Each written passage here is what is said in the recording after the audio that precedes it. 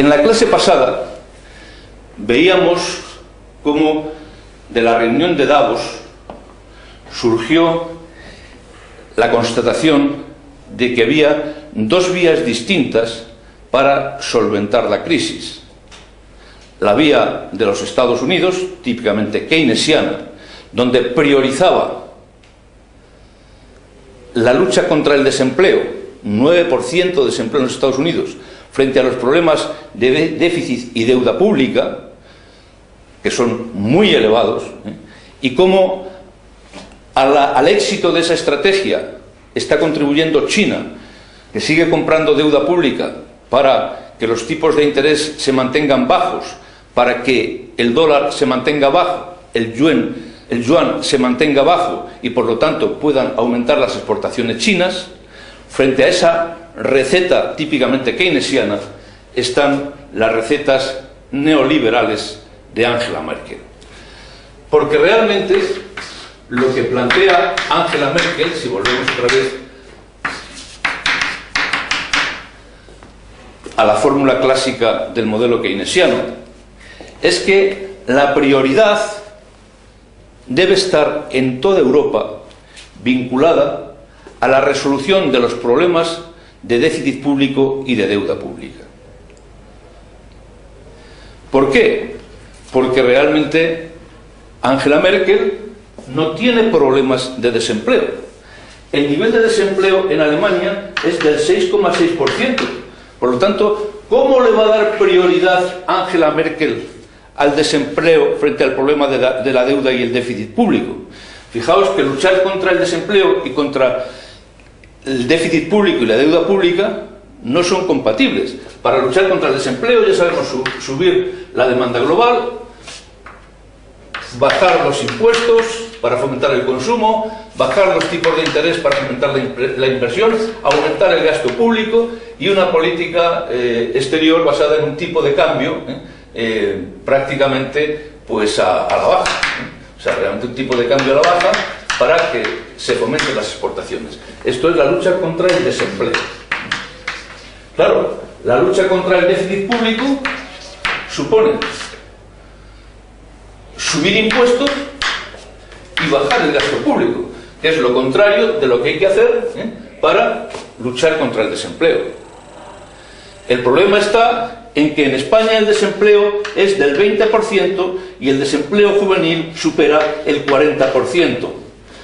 Y entonces lo que está ocurriendo es que en dos situaciones totalmente asimétricas, Angela Merkel le está imponiendo al gobierno de España las políticas que son adecuadas para Alemania, pero son contraproducentes para España. Esto era previsible. Lo previó el Premio Nobel de Economía de 1999, Mundell. 1999. Premio Nobel de Economía. La divergencia en las situaciones existentes en España y en Alemania ya las había previsto el que fue Premio Nobel de Economía en 1999, Mundell, que fue Premio Nobel de Economía precisamente por el análisis de lo que se denomina la zona monetaria óptima. Y lo que él planteaba en su teoría es que cuando se plantea una situación de moneda única como el euro, inevitablemente, al tratarse de economías de estructura muy diferente, como pueden ser la alemana y la española, acaban produciéndose shocks asimétricos. Es decir, no todas las economías de todos los países de la Unión Europea en la zona euro van a crecer de la misma manera y van a tener el mismo tipo de problemas. Entonces, Mundell planteaba que para que exista una zona monetaria óptima se tienen que cumplir básicamente dos condiciones. Una, la convergencia de las magnitudes macroeconómicas, y otra, una libertad de movimiento de todos los factores productivos, sobre todo del factor trabajo y del factor capital. Lo que ocurre es que cuando se decide la creación del euro, se cumple uno de los requisitos de Mundell sobre la zona monetaria óptima, que es la convergencia de las magnitudes macroeconómicas a través de los acuerdos de Maastricht, que exigían que los países que fueran a integrarse en el euro tenían que tener una inflación muy parecida, unos tipos de interés similares, una deuda pública muy parecida y un déficit público también muy parecido. La deuda pública siempre tenía que ser menor del 60% del PIB, el déficit público menor del 3% del PIB. Y esto lo cumplían todos los países de la zona euro, porque si no, no hubieran entrado en el euro. El problema surge con la libertad de movimiento de los factores productivos, porque existe libertad de movimiento de capitales, pero el problema radica fundamentalmente en los derivados de la movilidad del trabajo. Bueno, pues esto es lo que se está planteando ahora en Europa, con esa oferta tan generosa de nuestra querida Angela Merkel a los estudiantes y universitarios españoles. El que realmente, si de hecho hay un 40% de desempleo juvenil, pues no hay problema, o sea, porque realmente todos, basta con que emigremos a Alemania. El problema radica en que existen barreras en Europa, que son barreras culturales, barreras idiomáticas, barreras de reconocimiento mutuo de títulos, a los que se está dando respuesta con una cierta lentitud. Evidentemente Europa va avanzando en este sentido. El programa Erasmus en las universidades tiene que ver con la generalización de una zona monetaria óptima donde haya libertad de movimiento de los trabajadores, sobre todo de los trabajadores muy cualificados. Y también el programa actual de Bolonia en las universidades tiene que ver con la creación de la zona monetaria óptima en Europa para el reconocimiento mutuo de los títulos universitarios y que pueda haber movilidad de todos los universitarios en Europa. Pero eso resuelve una parte del problema, que es el problema de los universitarios, y de manera deficiente, porque ahora pues lo que está ocurriendo es que, claro, ante esta situación tan dramática en España, todos a Alemania, y el Instituto Goethe en Madrid está bloqueado por demandas de universitarios españoles tratando de aprender alemán. Claro, es una situación absolutamente artificial y es un parche que no resuelve el problema gravísimo de un 20% de desempleo en España y de un 40% de desempleo juvenil. Y realmente el problema está en que desde el momento en que nuestra querida Angela Merkel está imponiendo la política económica que le interesa a Alemania, a España, haciendo que subamos los impuestos y bajemos el gasto público, pues realmente lo que estamos haciendo es alimentar el desempleo en España. Es decir, no hay manera de salir de este círculo vicioso mientras que realmente nos encontremos en una situación en la que los objetivos de política económica de España, con un 20% de desempleo, sean dictados por la política económica alemana, que tiene un 6,6% de desempleo. La cuestión está en que, si nos vamos al origen de lo que está ocurriendo, es decir, por qué, de hecho, Angela Merkel está imponiendo a España la política económica que le interesa a Alemania, pues hay que retrotraerse al hecho de que los bancos españoles solicitaron una gran cantidad de créditos a los bancos alemanes, están muy endeudados con los bancos alemanes, y por lo tanto, en esa secuencia que decíamos el otro día, de que los bancos, en este caso españoles, prestan a los promotores inmobiliarios para que construyan casas y prestan a las familias para que realmente compren las casas que construyen los promotores inmobiliarios y además se endeudan con otros bancos, pues realmente esta deuda con estos bancos son precisamente y fundamentalmente alemanes.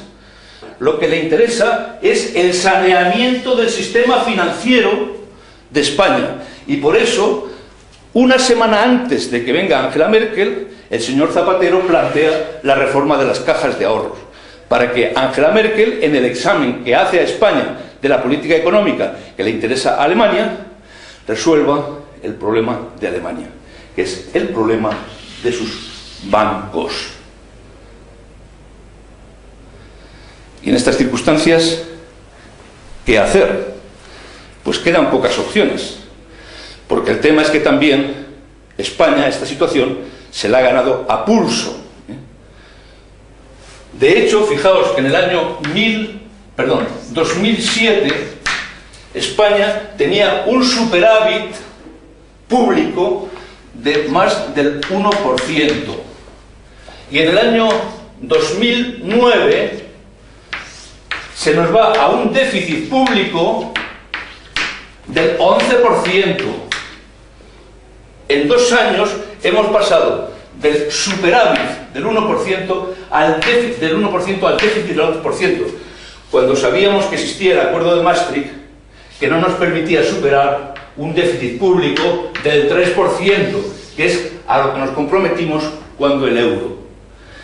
Como el 2010 llevaba la misma tendencia que el año 2009 y nos íbamos a un déficit público también del entorno del 10%, se produce en abril la intervención de Sarkozy, de Angela Merkel y de Obama, que piden al presidente Zapatero que lleve el déficit público que estaba previsto en torno al 11%, 10 o 11%, hasta el 6%. Y que realmente nos encontremos, perdón, hasta el 9%, para que el año que viene esté, el 2011, esté en el 6% y en el 2012 volvamos a cumplir Maastricht, que es el 3%. Es decir, la intervención de Obama, Sarkozy y Angela Merkel se produce ante la constatación de un tremendo despilfarro del gasto público, que hace que pasemos de un superávit del 1% a un déficit del 11%. Y esta es la realidad.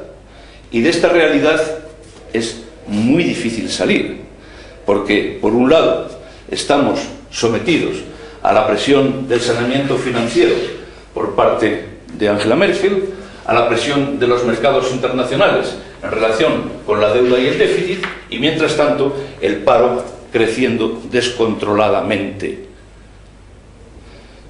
En una próxima sesión hablaremos de posibles soluciones. Tras lo expuesto anteriormente y como epílogo de esta exposición, me voy a permitir leer un fragmento pequeño de una entrevista realizada recientemente al Premio Nobel de Economía Eric Maskin y que fue publicada en el diario El País el día 14 de noviembre del 2010. El Premio Nobel de Economía Eric Maskin dice lo siguiente. Pregunta: Europa apuesta por la austeridad y Estados Unidos sigue inyectando estímulos económicos. ¿Quién está en lo cierto? Dice Maskin: la teoría económica nos dice que con un alto desempleo, cuando los recursos se infrautilizan, el gobierno debe desempeñar un papel para mejorar la situación a través de la política fiscal o la monetaria, o en el mejor de los casos, a través de una combinación de ambas. ¿Europa se ha precipitado al retirar los estímulos? Sí. Quizás Alemania no se deba preocupar mucho, pues crece a buen ritmo, pero España ha aprobado drásticos recortes que tendrán un profundo efecto en el empleo, y esto derivará en un crecimiento menor con un importante efecto en los ciudadanos. Me apena. La teoría económica nos da la vía para minimizar el sufrimiento de las personas en momentos de crisis, y España hace exactamente lo contrario. Pregunta: en una situación en la que los mercados castigaban duramente la deuda española y con la presión de Alemania y otros que exigían un drástico ajuste, ¿había otra opción para España? Respuesta: puede haber razones políticas. No es mi papel decir cómo tiene que ser la política española. Digo lo que nos enseña la teoría económica, y es que en tiempo de alto desempleo y bajo crecimiento no es una buena idea recortar gastos. Hay que hacer lo contrario. A lo mejor no había otra salida política, pero ya no se trata de una elección económica. ¿El ajuste aboca a España a bajo crecimiento y alto paro? hay un elevado riesgo de que eso ocurra. Y por último, ¿y considera a Alemania la responsable? Respuesta: no soy un experto en la política europea, pero Alemania es el país más poderoso de la Unión Europea y es probable que haya tenido un papel importante en estas medidas. Y recordemos la frase de Obama: cuando un avión tiene problemas y hay que aligerar su carga, no es bueno desprenderse de los motores. De todas maneras, aunque se pueda discrepar de la política macroeconómica que nos propone Angela Merkel, hay que reconocerle que en su recientemente formulado pacto de competitividad que se va a discutir en la Unión Europea, hay un punto extraordinariamente importante, para mí el más importante de dicho pacto de competitividad. Nos referimos al que hace referencia a la flexibilidad de los salarios. Angela Merkel propone que los salarios se vinculen a la productividad y no a la inflación. Eso quiere decir que flexibilizar los salarios significa que las empresas en crisis puedan tener la posibilidad de disminuir incluso drásticamente los salarios a cambio de mantener el empleo. Ese es el modelo que ha adoptado Alemania para mantener empleo y competitividad en sus empresas, y por eso ha atravesado la crisis con un solamente 6% de desempleo y aumentando considerablemente sus exportaciones. Sin embargo, en España los sindicatos se oponen sistemáticamente a esta fórmula. Por lo tanto, señora Merkel, por favor, a través de la Unión Europea, imponga a España el sistema de salarios flexibles, vinculando los salarios a la flexibilidad y no a la inflación. Por último, nos quedaría saber si China tiene algo que ver, alguna relación con la actual crisis española. En todos mis vídeos anteriores, en los 3 que hemos desarrollado anteriormente, la tesis fundamental es que China es el acontecimiento político y económico más importante del siglo XXI, que China está en el origen de la crisis actual y que China está en la base de las políticas económicas que Obama está desarrollando en los Estados Unidos. Pues bien, ¿cómo se aplica eso a España?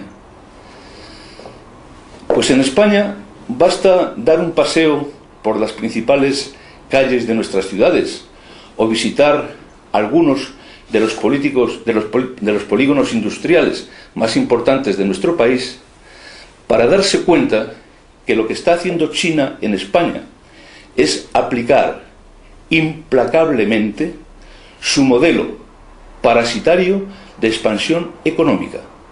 Repito, modelo parasitario chino de expansión económica. ¿Y en qué consiste dicho modelo?